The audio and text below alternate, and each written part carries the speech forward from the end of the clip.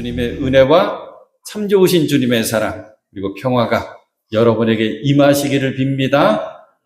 교회 마당의 감나무 그 열매가 예쁘게 익어가고 있고 교회 계단의 국화 꽃망울이 더 예쁘게 피어가고 있습니다. 여러분의 믿음, 소망, 사랑이 더 익어가고 피어나시기를 축복합니다. 예수님께서 우리 곁에 오셨지요. 우리는 성육신 하셨다. 하늘 보자 버리시고 우리와 똑같은 인간의 모습으로 이 땅에 오셨다. 성육신 하셨다. 성육신 하신 예수님은 세 가지 사역을 하십니다. 사역이라고 하는 것은 하나님께서 맡겨주신 일이거든요. 그 맡겨주신 일이 가르치시며 전파하시며 고치시는 일. 이게 마태복음 9장 35절에 그대로 나와 있거든요. 예수께서 모든 도시와 마을에 두루 다니사 그들의 회당에서 가르치시며 티칭 가르치시는 거, 천국 복음을 전파하시며 프리칭, 그리고 모든 병과 모든 악한 것을 고치시니라 힐링. 놀랍게 기독교 역사 가운데 이 세 가지 예수님이 하셨던 세 가지 사역이 균형 있게 자리 잡은 나라가 우리 대한민국이래요. 선교사님들이 학교 세웠죠, 병원 세웠죠, 교회 세웠죠. 그래서 이 세 가지 예수님의 사역이 우리 대한민국에서는 아주 다양하게 균형 있게 아주 골고루 그렇게 그 사역을 감당하게 됐다 이런 평가를 합니다. 그럼 오늘 말씀은 뭐냐? 예수님께서 아주 귀한 천국 복음을 오랫동안 많은 사람들에게 가르쳐 주세요. 그게 그 유명한 산상보훈, 산상수훈, 마태복음 5장, 6장, 7장이죠. 그리고 나서 우리가 8장을 딱 펼쳐 읽었더니 이제 예수님께서 고치시는 이야기, 치유해 주시는 이야기가 시작이 됩니다. 오늘 말씀 가운데 가장 중요한 두 문장은 주님 하고자 하시면 나를 깨끗하게 해 주실 수 있습니다. 이거는 믿음을 얘기하는 믿음. 예수님이 말씀하시잖아요. 이제 두 번째 중요한 문장, 그렇게 해주마. 깨끗하게 되어라. 예수님의 사랑과 긍휼과 능력이에요. 그러니까 예수님의 사랑과 긍휼과 능력을 우리가 받아 누리려면, 경험하려면 뭐가 있어야 된다? 믿음이 있어야 된다. 이게 오늘 말씀의 주제입니다. 오늘 말씀의 제목을 그래서 그렇게 해주마라고 정했어요. 사랑하는 여러분, 그렇게 해주마. 이 은혜, 이 응답을 꼭 받고 경험하실 수 있기를 축복합니다. 여기 나병을 앓고 있던 한 사람이 예수님을 찾아왔습니다. 고쳐달라고 간청합니다. 예수님께서 불쌍히 여기셔서 따뜻하게 맞아주시고 그가 앓고 있던 질병, 나병을 깨끗하게 치유해 주십니다. 그 뒤에는 제사장 찾아가라 라고 하는 말씀이 있죠. 이게 뭐냐면 너 소문내지 말고 아무에게나 아무 말도 하지 말고 먼저 제사장한테 가라. 그러면 당시에 제사장이 당신 나병 걸렸습니다. 판단도 해주고 당신 나병에서 깨끗하게 나았습니다. 이 판단도 해주는 거예요. 그래서 무슨 얘기냐면 너 새로운 몸이 되어서 새로운 마음이 되어서 일상의 삶을 잘 살고 누려라. 이 얘기를 해주시는 거거든요. 자, 오늘은 먼저는 이 나병 환자에게 우리 시선 초점을 맞출 거고 그 다음에는 예수님께 시선과 초점을 맞출 거예요. 나병 환자의 초점을 맞추면 뭐가 보이냐면 믿음이 뭔가가 보이는 거예요. 믿음. 자, 이 사람 불행하게도 나병에 걸렸습니다. 우리 나병 환자, 문둥이 뭐 이런 거 기억나고 이상하게도 성경에도 많이 나병 환자가 등장하고 또 뭐 소설이나 드라마나 영화나 이런데 아주 형극의 질병할 때 이 나병이 많이 등장하죠. 저도 연구를 좀 해봤어요. 연구가 다른 게 아니라 검색을 좀 해봤죠. 그랬더니 잘 모르겠어요. 한센병이다라고 하는 이름 붙여 있고 한센이라고 하는 사람이 나교를 처음 발견했다 했는데 이게 전염이 되는지 안 되는지를 모르겠어요. 어떤 때는 전염성 거의 없다가도 하다가 또 오랜 기간 환자와 함께 있으면 뭐 기도라든지 상처난 피부를 통해서 나균이 전염된다라고 하는 것. 하여튼 분명한 유전병은 아니래요. 아무튼 그런 지금 나병에 걸려 있는데 이 나병이 우리가 문둥병, 한센병 부르는 그 병인지 주석에 달려 있지만 아주 악성 피부병이었는지는 잘 모르겠어요. 정확히 모르지만 당시에는 이 질병이 걸렸다고 판정이 되면 세 가지 고통을 겪습니다. 가장 첫 번째는 육체의 고통이죠. 질병 때문에 당하는 육체의 고통 괴롭잖아요. 근데 아이러니 있죠. 이 나병의 가장 큰 특징이 뭐냐? 감각이 없어진다는 거래요. 손끝부터 발끝부터 신체 이 끝부분, 코, 귀 이런 끝부분부터 괴사가 일어나는데 떨어져 나가도 아픈 줄 모른다는 거예요. 이게 특징인데 얼마나 고통스러웠겠어요? 두 번째는 마음이 괴롭고 그리고 정신적으로 고통을 겪는 거예요. 이유는 뭐냐면 당신 나병 환자다 딱 하고 판정이 되면 집에서 떠나야 됩니다. 성 안에 함께 살 수가 없어요. 가족을 떠나고 성 밖으로 쫓기고 하는 그런 마음의 괴로움과 정신적인 고통이 있는 거예요. 세 번째, 당시의 나병 환자들은 부정한 죄인으로 취급받았습니다. 저 사람 틀림없이 하나님께 뭐 잘못을 했길래 하나님께서 이렇게 천역을 내리시지 이렇게 판단했기 때문에 영적으로도 고통스러운 거예요. 이렇게 세 가지의 깊은 고통 중에 신음하고 지내던 어느 날 그는 치유를 받고자 예수님을 찾아가는 거죠. 오늘 우리들이 함께 읽은 말씀에는 좀 밋밋하지요. 그냥 나병 환자 한 사람이 예수께 다가와서 그에게 절하면서 말하였다 하고 소개가 되는데 사실은 이 행동은 대단한 모험이에요. 목숨을 건 행동입니다. 말씀드렸잖아요. 율법에 의하면 나병 환자는 집에서도 쫓겨나고 성 안에서도 못 살아요. 성 밖에서 자기들끼리 따로 살아야 된단 말이에요. 끔찍한 건 뭐냐면 이 사람들도 활동을 해야 될 거잖아요. 여기저기 이렇게 다니면서 다니다가 저쪽에서부터 정상적인 사람이 오게 되면 어떤 행동을 취하게 만들었냐면 등을 돌리는 거예요. 뭘 뒤집어 써야 돼요. 그리고 자기 스스로가 크게 외쳐야 돼요. 나는 부정하다. 나는 부정하다. 그러니까 가까이 오지 말라는 거예요. 전염되는 걸로 생각했으니까. 얼마나 괴로웠겠어요. 힘들었겠어요. 근데 이 사람이 지금 어딜 찾아왔어요? 자, 1절. 예수께서 산에서 내려오시니 산상수훈을 길게 전하시고 이제 내려온 것이죠. 많은 무리가 그를 따라왔다. 많은 무리가 예수님을 따라왔다. 지금 사람들이 한둘이 있는 게 아니에요. 많은 무리가 예수님을 둘러싸고 있는데 그 틈을 비집고 이 사람은 예수님께 나아가는 거예요. 어떤 행동이에요? 율법에 의해서 돌에 맞아 죽어도 좋다라고 하는 죽기를 각오한 행동이거든요. 중요한 한 가지가 나왔네요. 예수님, 우리를 향해서, 나를 향해서 그렇게 해주마. 이 말씀 들으려면 우리는 뭐 해야 된다? 주님 앞에 나와야 된다. 어떻게 해요? 목숨을 걸고 죽기를 각오하고 주님 앞에 나와야 된다. 지난주에도 우리가 부스러기 은혜, 말씀 은혜 나눴었잖아요. 이방 여인, 가나안 여인은 자기 딸 문제 때문에 예수님께 엎드렸잖아요. 예수님 막 무시했어요. 그런데도 끝까지 물러서지 버티더니 어디에 주저앉아 버려요? 예수님 앞에 주저앉아 버리잖아요. 예수님께 무릎 꿇어 버리잖아요.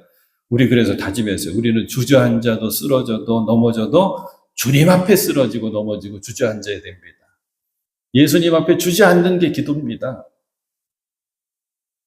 그러니까 이 나병 환자가 입술로, 말로, 음성으로 선생님께서 낫고자 하시면 나를 깨끗하게 해줄 수 있습니다라고 하는 이 고백을 하기 전에 이미 그의 행동이 그의 믿음을 보여주는 거예요. 예수님이 다 보시잖아요. 아시잖아요. 그래서 이 확고한 믿음, 확신 때문에 그는 예수님의 치유의 은총을 누리게 되거든요. 하나님께서 우리에게 주시는 은혜와 사랑, 그걸 은총이라고 그러는데 두 종류가 있습니다. 먼저는 믿음 없어도 구하지 않아도 주시는 은총이 있어요. 이걸 뭐라고 표현하냐면 일반 은총하는 거예요. 예를 들면 간단해. 보편적으로 주시는 은혜. 믿음 없는 사람에게도 아침에 해가 떠올라서 저녁에 서쪽으로 해가 져요. 믿음이 없어도 지금 내리는 비 누구나 다 만든 거예요. 믿음 없어도 매 순간 구하지 않아도 우리의 심장은 때가 될 때까지 뛰게 돼 있어요. 우리 코끝의 호흡은 때가 될 때까지 내셨다가 들이마셨다가 호흡하게 돼 있어요. 이걸 뭐라 그러냐면 일반 은총. 그런데 믿음이 있어야지 얻을 수 있는 은총이 있어요. 믿음이 있어야지 주시는 은총. 이걸 뭐라고 하냐면 특별 은총이라고 불러요. 십자가와 부활을 믿지 않고서는 우리는 절대 구원을 얻을 수가 없어요. 고쳐주실 것을 믿고 구해야지 고쳐주시지, 믿고 구하지 않으면 어떤 치유도 일어나지 않죠. 변화시켜 주실 것을 믿고 구하지 않으면 결코 새롭게 주시는 그 은혜를, 그 은총을 경험할 수가 없습니다. 믿음이 없어도 주시는 일반 은총도 소중한 거예요. 하지만 그 은총만으로 우리는 살 수가 없어요. 호흡이 계속 이어지고 있지만, 심장이 계속 뛰고 있지만 그걸로 사는 게 아니거든요. 그걸로 모든 것들이 해결되는 게 아니에요. 우리의 삶이 더 온전해지기 위해서는 일반 은총과 함께 특별 은총이 필요한데, 그 특별 은총을 주실 수 있는 방법은 하나밖에 없다. 믿음이 있을 때 그게 가능하다는 거예요. 그래서 믿음 이야기할 때 제가 자주 비유로 파이프와 같습니다, 통로와 같습니다, 그런 표현하잖아요. 태평양같이 하나님 은혜와 사랑이 가득 차 있어도, 저수지처럼 가득 차 있어도 뭐가 없으면 못 받는 거예요? 통로가 없으면, 파이프가 없으면 못 받는 거예요. 사랑하는 여러분, 그래서 우리가 기도할 때 가장 먼저 기도해야 될 건 뭐냐면 믿음 주시옵소서를 기도해요. 믿음 주시옵소서. 이 말씀 붙들고 기도하셨으면 좋겠어요. 유명한 히브리서 11장 믿음장이죠. 믿음이 없이는 기쁘시게 못하나니. 저는 이 말씀 너무 좋은 게 너무 분명해가지고 믿음이 있으면 틀림없이 기쁘시게 할 수 있다는 거예요. 기쁘시게 못하나니, 믿음 없으면 하나님께 나아가는 자는 하나님이 계시다는 것과, 하나님이 살아계시죠, 하나님 내 곁에 계시죠, 내 안에 계시죠, 하나님이 계시다는 것과 하나님께서는 자기를 찾는 자에게 상 주시는 분이심을 믿어야 할지니라. 이 말씀 붙들고 주여 내게 믿음 주시옵소서 기도해야 돼요. 예수님도 약속의 말씀을 이렇게 해주셔요. 너희가 기도할 때 무엇이든지 믿고 구하는 것은 다 받으리라. 믿고 구하는 것은 다 받으리라. 우리는 이 말씀의 깊은 뜻까지 알죠. 그저 내가 바라는 것마다 다 주신다는 말씀이 아니에요. 우리가 정말 뭐가 필요한지, 왜 필요한지를 가장 잘 아시는 분은 하나님이시거든요. 주님이시거든요. 주님께서 내가 원하는 걸 주시는 것이 아니라 주님께서 우리에게 뭐가 필요한지 주님께서 우리에게 주시기를 원하는 걸 기도와 간구로 아뢰는 거예요. 이런 거죠. 아이들은 당장 사탕 먹고 싶어하고 초콜릿 먹고 싶어요. 우리는 알아요. 아이들에게 필요한 건 사탕보다는 비타민이고 초콜릿보다는 영양제고 안단 말이에요. 그럼 우리가 이 기도를 꼭 할 수 있어요. 주님, 저에게 주시기를 원하는 것이 무엇인지 알게 하여 주시옵소서. 주님께서는 날마다 주님께서 나에게 주시기를 원하는 게 있으실 텐데 그걸 내가 잘 좀 깨달아 알게 하여 주시옵소서. 또 저에게 바라시는 것이 있을 텐데, 또 주님을 기뻐하실 것이 무엇인지 있을 텐데 그것을 제가 잘 깨달아 알게 해주시고 다른 것 아니라 그것 내게 주시옵소서. 이 기도해야 되는 거예요. 이게 믿고 구하는 것에 진정한 뜻이 되는 거죠. 또 믿음이 필요할 때는 인생의 고비마다 필요합니다. 인생의 갈림길에 섰을 때 믿음이 필요하죠. 어떤 시련이든지 주님은 반드시 이기게 해주실 거야. 이 믿음을 가질 때 그 시련을 이겨낼 능력이 함께 생기거든요. 외로울 때 친구가 되어주시는 주님에 대한 믿음 반드시 있어야 되고, 병들었을 때 치유해 주시는 주님에 대한 믿음이 있어야 되고, 실패했을 때 넘어졌을 때 다시 일으켜 주시는 주님에 대한 믿음이 있어야 되고, 무엇보다 죽음 앞에서 부활이요 생명이신 주님에 대한 믿음이 우리에게 꼭 있어야 됩니다. 자, 이제 초점을 나병 환자에서 싹 옮겨서 예수님께 맞출 거예요.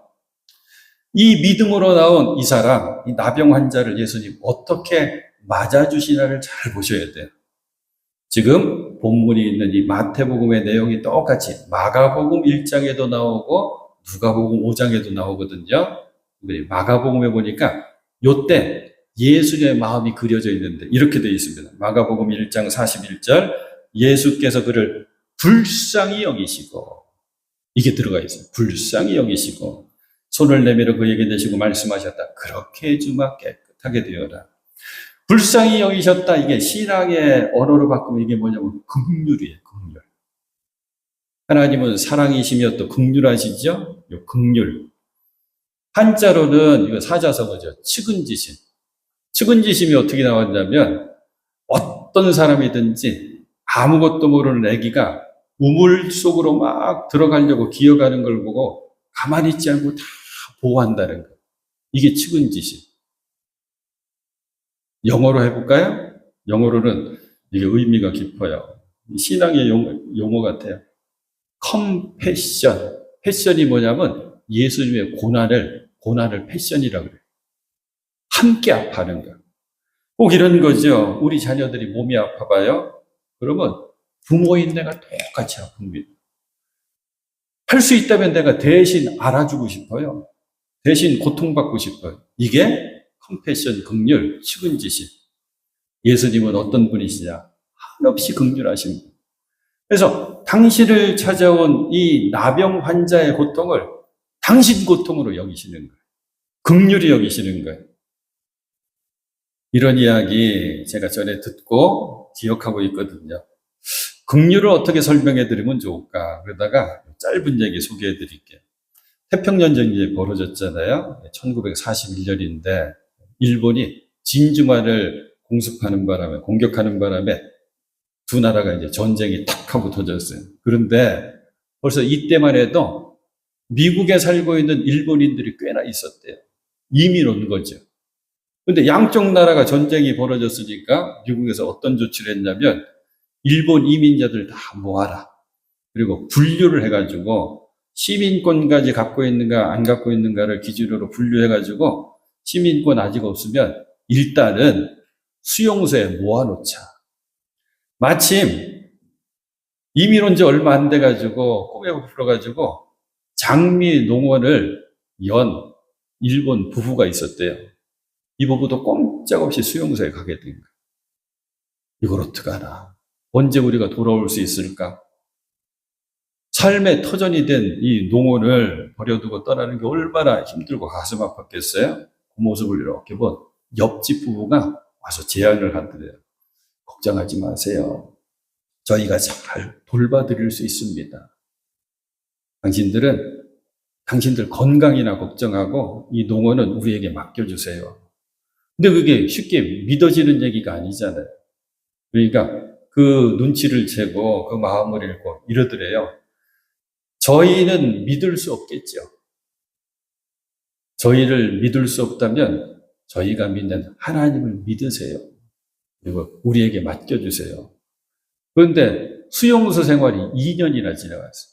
2년 만에 다시 돌아왔어요. 얼마나 걱정되면서 둘러봤겠어요. 놀랍게 더 잘 관리가 된 거예요. 장미 농원이.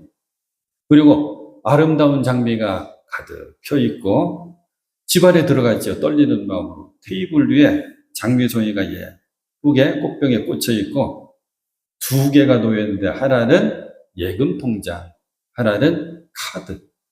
뭐라고 쓴 엽서 카드가 있더래요. 예금 통장 봤더니 그래요.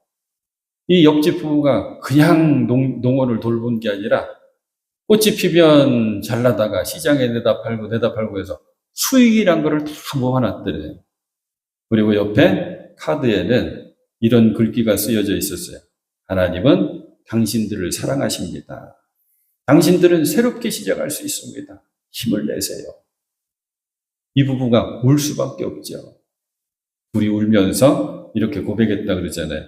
당신들의 하나님을 이제는 우리 하나님으로 믿고 싶습니다. 나의 하나님으로 믿고 싶습니다. 이게 긍휼, 이게 예수님 마음. 예수님께 우리가 나아갈 때는 이 음성을 꼭 들을 수 있어야 돼요. 이 음성을 뼈저리게 들은 사람이 노래 한 곡에 가사를 써요. 그게 여러분이라고 하는 노래예요. 가사 이렇잖아요. 제가 요약해서 써놨어요. 너가 만약 외로울 때 내가 너의 친구가 되어줄게. 네가 만약 서러울 때 내가 눈물이 되어줄게. 그래서 같이 울어줄게. 어두운 밤 험한 길 너 홀로 걸을 때 내가 너의 등불이 되어줄게. 나는 너의 영원한 형제가 될 거고 나는 너의 좋은 친구가 될 거야. 나는 너의 기쁨이 될 거야. 이게 그 가사란 말이에요. 사랑하는 여러분, 주님의 이 긍휼을 꼭 경험하실 수 있는 여러분 되실 수 있기를 축복합니다. 그러려면 뭐로 나가야 돼요? 믿음으로 나가야 돼요. 주님 앞에. 자, 하나만 더 살펴봅니다. 예수님께서 당신을 찾아온 이 나병 환자를 어떻게 대하셨나고 봤더니 마음으로만 불쌍히 여기시지도 않고 말로만 위로하시지도 않고 꼭 뭘 함께 하셨냐면 만져주셔요. 그 손으로 만져주시거든요. 그게 3절. 예수께서 손을 내밀어서 그에게 대시고 만져주시는 거죠. 그렇게 해주마 깨끗하게 되어라. 이 사람 질병이 뭐라 그랬어요? 율법으로도 접촉 못하게 만든 나병. 어느 정도로 이 사람이 심각할까 잘 모르겠는데 평양본문도 찾아봐야 되죠. 그러니까 마가복음에 어떤 표현이냐면 온 몸에라고 하는 표현이에요. 온 몸에. 심각하게 걸렸다는 거거든요. 근데 예수님 그런 거 따지지 않으십니다. 묻지 않으세요. 너 도대체 이걸 어쩌다 걸렸냐? 너 어느 정도로 심각하냐? 이거 전염되냐? 안 물어보세요. 그죠? 맞아주시는데 만져주시면서 맞아주십니다. 율법을 어기신 거예요. 나병 환자 만지면 안 된다. 나병 환자 가까이 있으면 안 된다. 그 율법이 틀림없이 있는데 어기면서까지 만져주는 이유가 뭘까요? 어떤 이유로든지 어떤 이름으로든지 어떤 것으로든지 주님의 사랑을 막을 수가 없기 때문에 우리가 고백하면서 찬송하잖아요. 407장 뼈 아픈 눈물을 흘릴 때 쓰라린 마음으로 탄식할 때 주께서 그때도 같이 하사 언제나 나를 생각하시네. 내 몸에 약함을 아시는 줄 못 고칠 질병이 아주 없네. 괴로운 날이나 기쁜 때나 언제나 나와 함께 계시네. 사람들은요, 저 사람을 내가 맞아줄까 말까 많이 계산하거든요. 어떻게 계산하냐면 저 사람의 경력도 보고 지위도 보고 모습도 봐요. 그러다가 저 사람 좀 사귀어볼까 맞아줄까 판단을 한단 말이에요. 예수님은 무조건 맞아주십니다. 무조건 받아주셔요. 우리가 믿음으로 나아가기만 하면 예수님 그분은 우리의 모습 그대로 맞아주십니다. 우리가 살면서 거절당할 때가 있거든요. 손을 내밀었는데 싫어 그러면서 거절당할 때 얼마나 마음 힘들어요. 직장에서도 때로 거절당합니다. 어느 때는 젊다고 거절당하고 어느 때는 나이 많다고 거절당하고 신앙 안에서는 복음 전하다가 거절당할 때 참 많이 있죠. 그때 한없이 위축도 되고 그리고 원망도 생깁니다. 그런데 우리 예수님은 거절하지 않으시고 언제나 맞아주십니다. 믿음으로 나가기만 하면 우리가 주님께 나가기만 하면 결코 주님은 멀리하지 않으시고 거절하지 않으시고 모른다 하지 않으십니다. 오직 우리에게 필요한 것은 믿음.